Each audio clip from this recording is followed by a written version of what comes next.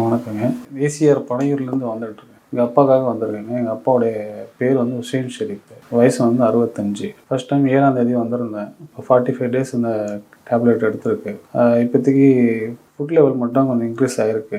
Continue பண்ணும்போது என்ன இருக்குது ரிசல்ட்டு தெரியும். அடுத்த லெவலுடைய டேப்லெட் வாங்குறதுக்காக வந்திருக்கேன் இப்போதைக்கு. இப்போ அவர் வந்து சின்ன ஆக்சிடெண்ட்டில் அடிபட்டு அவருக்கு ஹாஸ்பிட்டல் போகும்போது எங்களுக்கே தெரியாது. நாங்கள் அங்கே டெஸ்ட்டெல்லாம் எடுக்கும்போது அவங்க ஒரு இது மாதிரி கட்டி ஒன்று இருக்குது, எங்களுக்கு டவுட்டாக இருக்குன்னும் போது அதை ஸ்கேன் பண்ணி பார்க்கும்போது கன்ஃபார்ம் பண்ணாங்க. ஸோ இதுக்கு முன்னாடி நம்ம அந்த இங்கிலீஷ் மெடிசன்லாம் எடுத்தோம். அது அவர் ஏஜ் பாரானதால் நம்மளுக்கு அது சரியாக கை கொடுக்கல. அதனால் ஆயுர்வேதத்துக்கு வந்தோம். நம்ம வீடு புதுசாக கன்ஸ்ட்ரக்ஷன் பண்ணிகிட்டு இருந்தோம். ஸோ மொட்டை மாடி வரைக்கும் போய் அவர் பேக் வரும்போது கேர் ஆகி ஃபஸ்ட் ஃப்ளோர்லேருந்து விழுந்துட்டார்.